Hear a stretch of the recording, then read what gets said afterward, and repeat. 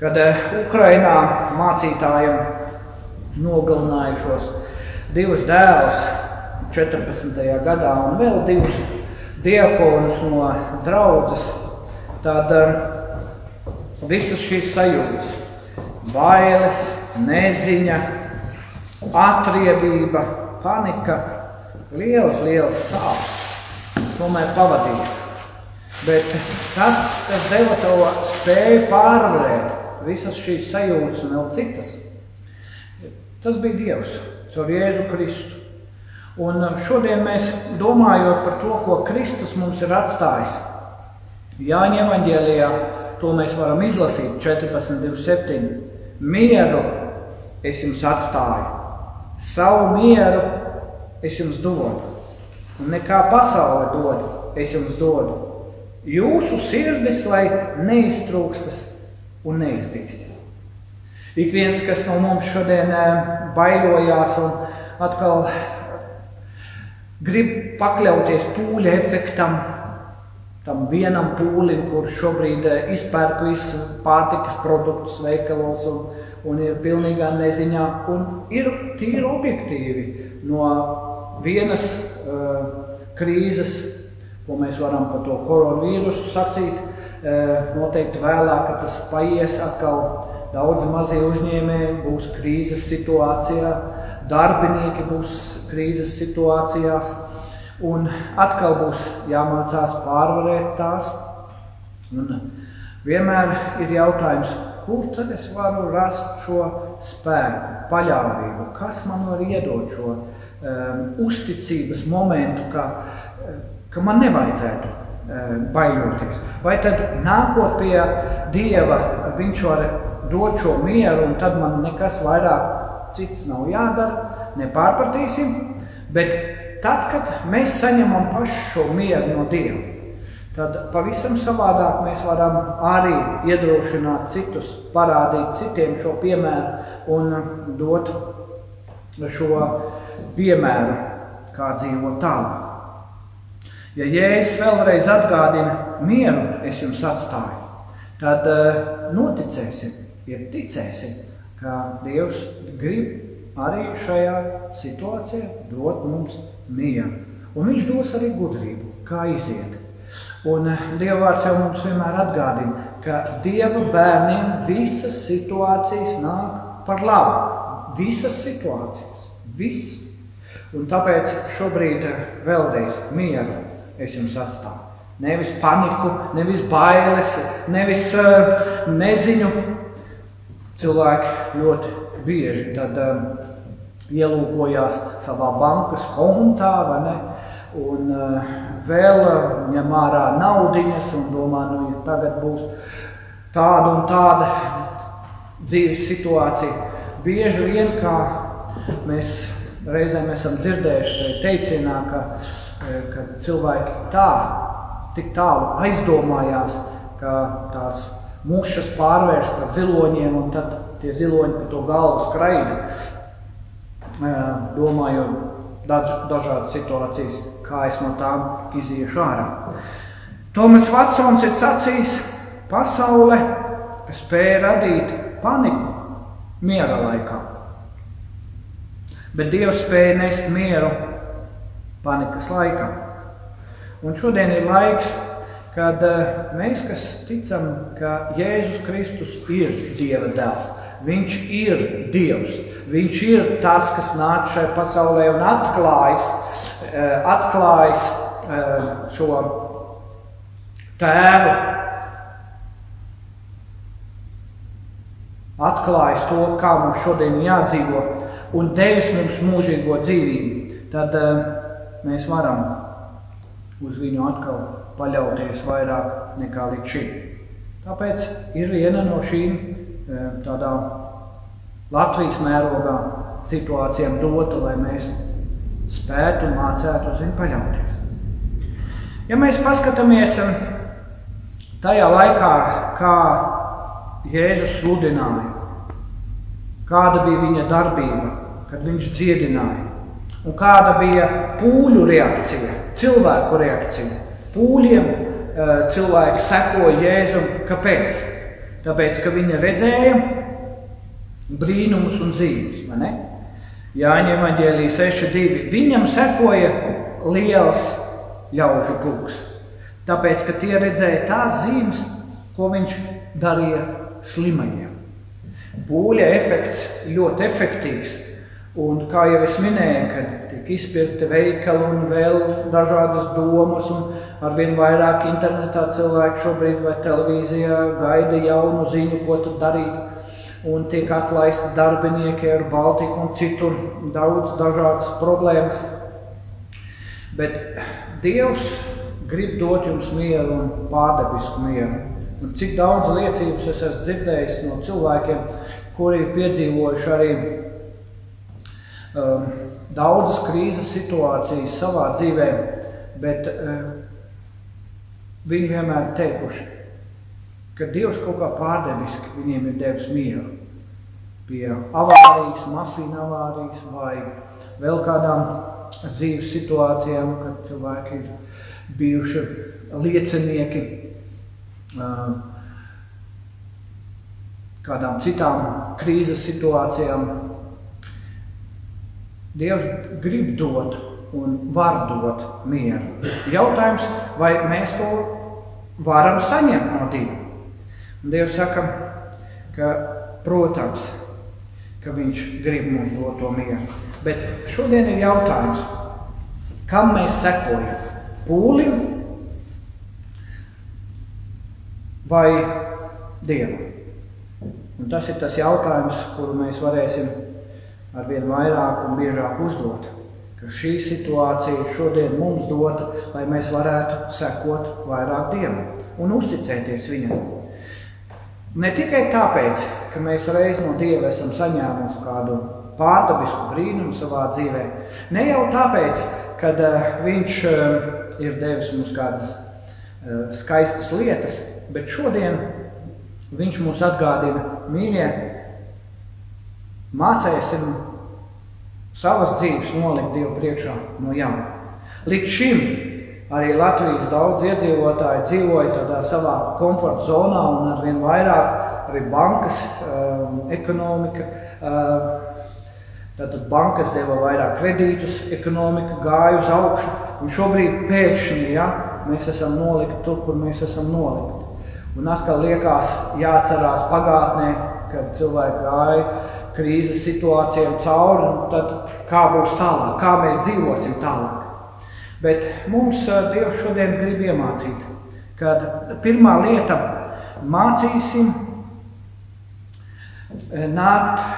mācīsimies nākt Dievu priekšā un lūgt Dievam gudrību, spēku un paļāvību.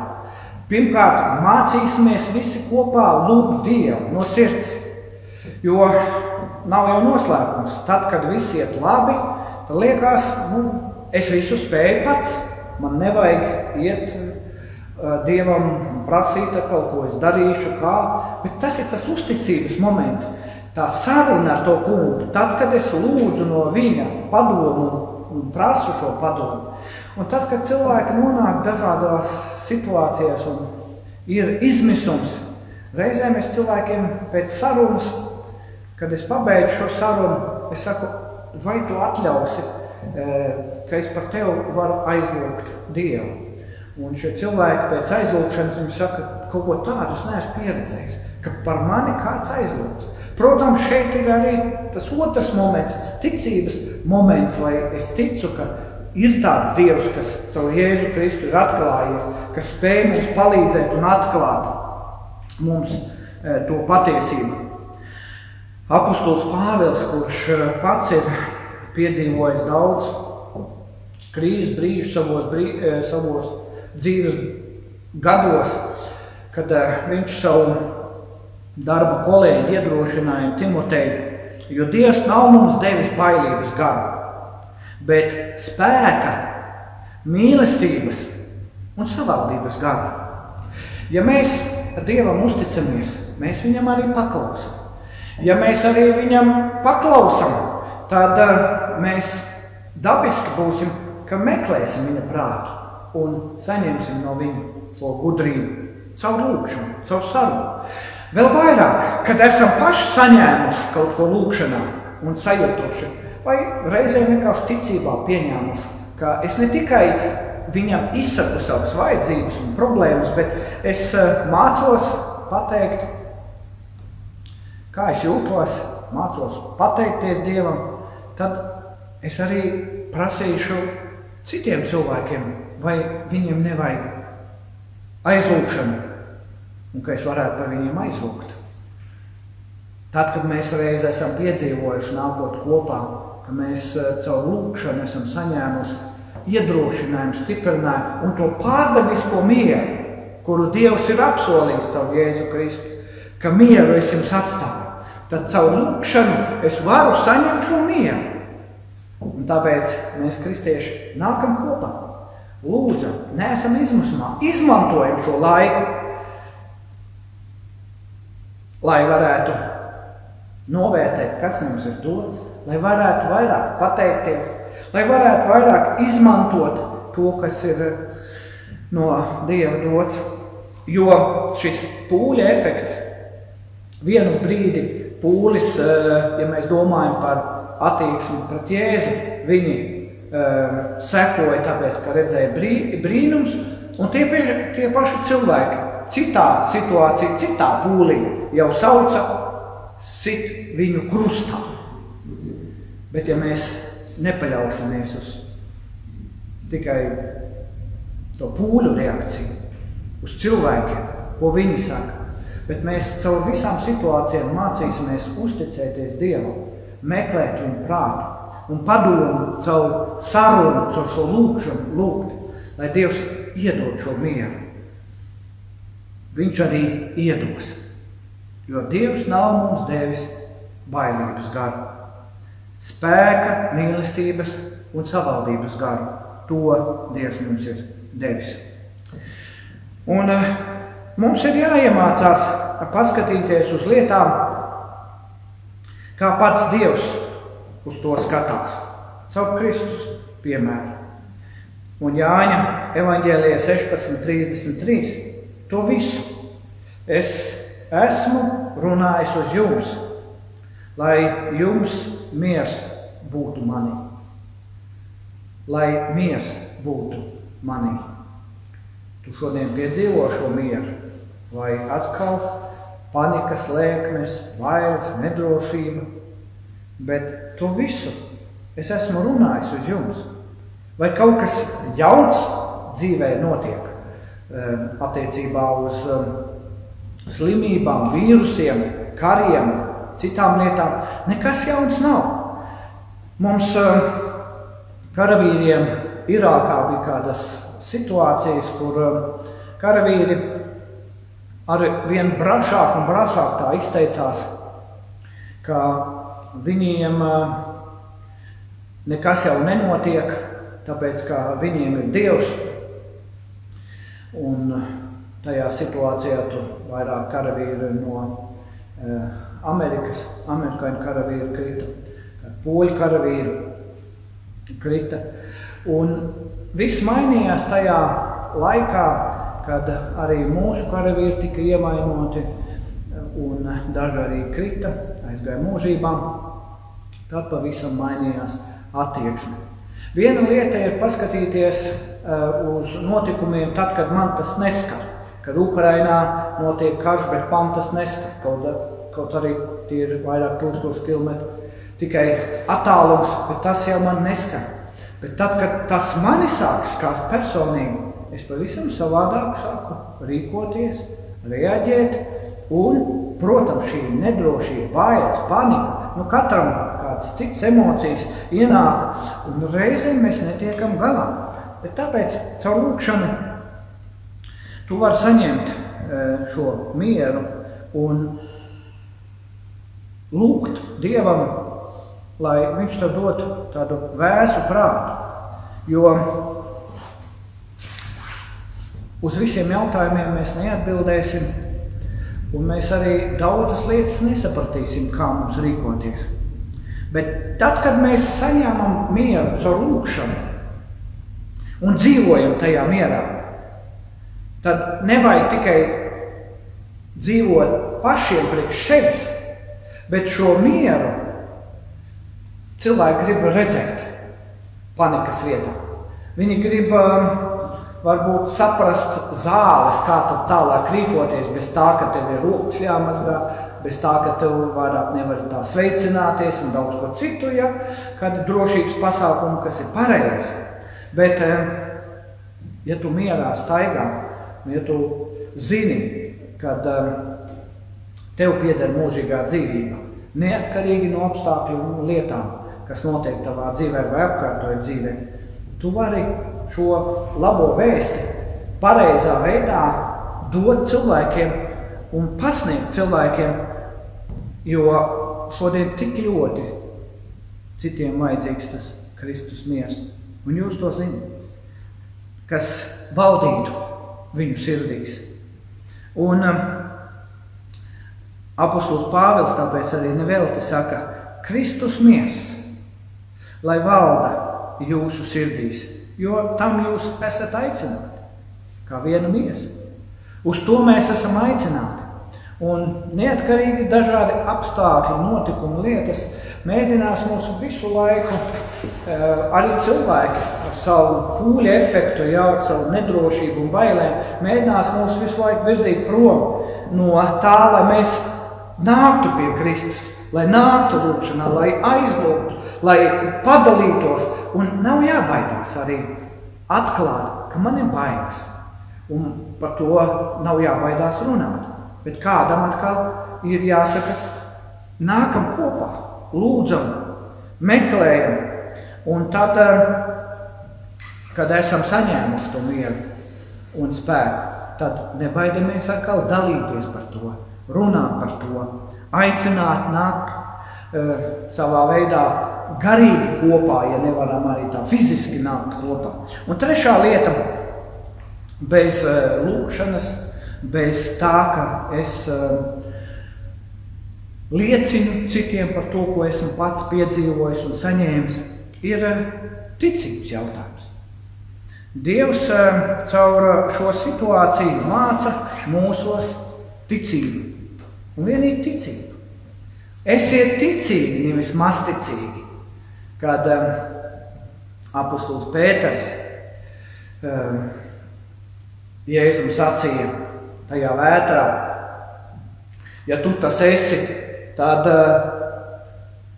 es iešu pie tevis pa ūdens virsmu. Un viss bija labi līdz tam mirklim, ka viņš skatījās uz Jēzu Kristu. Ko darīt tad, kad mums zūd šī ticība? Meklējam iespēju atkal no jauna skatīties uz Jēzus Kristus piemēru, uz Jēzus dzīvi. Mācamies arī meklēt cilvēkus, kam centrā ir Kristus, kuri varētu būt mums labi piemēru tam, kādā veidā viņi saņēmuši no Kristus šo iedrošinājumu un spēku. Līdz brīdim, kamēr mēs skatāmies uz Kristu, Dievs pārdabiski mūs var vest pa šo dzīves gājumu, neskatoties uz dzīves vētrā un mūs iedrošināt un stiprināt. Tāpēc autors ebrejiem saka, ticība ir stipra paļaušanās uz to, kas cerams, pārliecība par neredzamām lietām. Un Jēkabs tā skarbāk vēl saka, vai tu gribi zināt, tukšais cilvēki, ka ticība bez darbiem ir nedzīva. Mēs ticam, ka Dievs ir. Sātans arī tic, ka Dievs ir, bet ja mēs tālāk nesperam šo soļu savā dzīvē ticībā, nenākam Dievu priekšā, nepārskatām savas dzīves, nepārdomājam, kāpēc mums ir tas, kas mums ir, neatzīstam savas kļūdas, savu grēku, neusticamies Dievam caur dažādiem soļiem savā dzīvē, tad būs grūti tikai ar vienu ticību, bez darbiem, ieraudzīt to Dieva brīnumu savā dzīvē. 1. Jāņa 5, 4, 5, jo viss, kas ir dzimis no Dieva, uzvar pasauli. Un šī ir tā uzvara, kas uzvarējusi pasauli. Mūsu ticība. Un kas ir pasaules uzvarētājs? Tikai tas, kas tic, ka Jēzus ir Dieva dēls. Un tad atkal ir šis jautājums, vai tu tici, ka Jēzus ir Dieva dēls? Tu saki, es ticu, ka Jēzus ir Dieva dēls. Tad kāpēc tu baiļojies? Kāpēc tev ir bailes, panika un nedrošība? Jā, bet mācītāji tas un dažādi notikumi, kurus viņi man stāsta, un tu jau neesi tajā manā situācijā, un tu to nekad nesapratīsi. Taisnība. Bet te mums tā jānāk atkal Dievu priekšā. Un ir jātic, ka Dievs šo pasauli ir radījis. Ja mēs ticam, ka Viņš šo pasauli ir radījis, un Viņš ir sacījis, ka mēs uzvarēsim viss pasaulē tās nebūšanas problēmas, pārvarēsim tās, mums būs miers, un mēs tajā mierā staigāsim, jo Viņš to ir apsolījis, ka es mieru jums atstāju un savu mieru es jums dodu. Tad mums ir vienkārši jātic, ka Dievs ir radījis šo pasauli, mums ir jātic, ka Dievs ir devis īpašs cilvēks, kas uzrakstīja šo Bībeli to 1600 gadu laikā, šī 40 autori. Caur to mēs varam, lasot šo vārdu, saņemt iedrošinājumu spēku. Evaņģēlijos ieraudzīt šo Jēzus Kristus piemēru, kā Viņš ir strādājis, kalpojis, kā Viņš ir aizgājis mūžībā, ko Viņš ir upurējis. Mums viss šodien ir dots, mums ir tik daudz dots, ka pēdējā lieta, par ko mēs varam pateikties, un tā ir pateicība. Vai ko mēs varam darīt? Tā ir pateicība. Pateicība par to, ko Dievs mums dod daudz dažādas iespējas. Nekritīsim panikā, nekritīsim izmisumā, bet vēl vairāk mācīsimies paļauties uz to, ko Dievs ir devis. Mācīsim novērtēt, kas mums ir dots. Bieži vien vecie cilvēki, kur ārsti vairāk tā saka, ka šis vīrus ir bīstams vairāk veciem cilvēkiem, tad man sieviņas mamma saka, ka viņa nebaidās. Viņa pavisam ar tādu citu skatījumu uz lietām šobrīd noraugās, un viņa saka, ja būs dots, tad aiziešu mūžībā. To varbūt tikai cilvēks teikt, tad, kad viņam ir šīs patiesās, vienkāršās attiecības ar Jēzu Kristu. Kaut jums būtu tās vienkāršās attiecības ar Jēzu Kristu, ka jūs varētu vēlreiz izjust un piedzīvot savā dzīvē to, jo viss, kas ir dzimis no Dieva, uzvar pasauli. Un šī ir tā uzvara, kas uzvarējas pasauli. Mūsu ticība.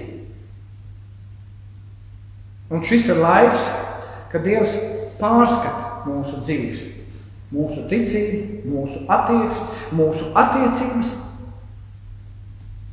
Tad, kad esam bijuši komfortā, tad cik daudz mēs esam nākuši kopā un lūguši Dievu palīdzību, gudrību. Visu taču paši varam izdarīt un tā. Tagad kritīsim ceļu. Meklēsim Dievu, vairāk pateiksimies, aizlūgsim, nesīsim šo mieru citiem, vai arī nesīsim nemieru, bailes, nedrošību. Rādīsim visādus video, kas tik notiek pasaulē, ar ko tikai mums būs tūlītās jāsastopās. Kādi jau atsūtījuši man video ar pasaules galu, ka tūlītās būs pasaules gals un viss. Bet nebiedēsim nepareizā veidā citu, bet iedrošināsim ar mieru sveicienu viens otru, stiprināsim caur lūkšanu, caur attiecībām ar Dievu, cilvēkiem, citu. Un vēlreiz, kas ir pasaules uzvarētājs? Tikai tas, kas tic, ka Jēzus ir Dieva dēls. Protams, ka daudziem būs šis izmisums, jo viņiem nav šī ticība, ka Jēzus ir vienīgais ceļš, patiesība un dzīvība, ka Viņš ir Dieva dēls, ka Viņš spēj piedot grēkus. Un tad, domājot tikai kā dzīvot uz šīs pasaules, kā izturēt, bez mūžības perspektīvas, protams, būs ļoti grūti. Lai Dievs jūs bagātīgi šodien svētī, ka jūs, kad esat lūkšanā saņēmuši mieru, iedrošinājumu, to spētu padalīt arī citiem. Un pāri visam, ka jums būtu ticība, ka Dievs ir jūsu dzīvēs liels un varens, un ka jūs to arī darbos spētu parādīt. Bēdējais, ka jūs par visu pateiktos. Āmen. Debes Tēvs, mēs esam pateicīgi par šo mirkli un brīdi. Paldies, ka tu esi uzticams Dievs. Paldies, ka bez tava ziņas jau nekas nenotiek. Un Tēvs, mēs lūdzamies, ka šodien tu nāktu mūsu vidū un uzrunātu mūs, aizskārtu mūs, ka tu mums dotu šo gudrību un palīdzību pareizi skatīties uz notikumiem. Ka mēs varētu tādā mierā un paļāvībā iet tālāk, dzīvot un nest šo mieru citiem. Dievs, tev gods, tev slavu un pateicību. Un Dieva miers, kas ir augstāks par visu cilvēku saprašanu, lai pasargātu jūsu sirdis un jūsu domas Jēzu Kristu. Āmen. Dievs ar jums līdz atkal tiksimies. Jā, vienu.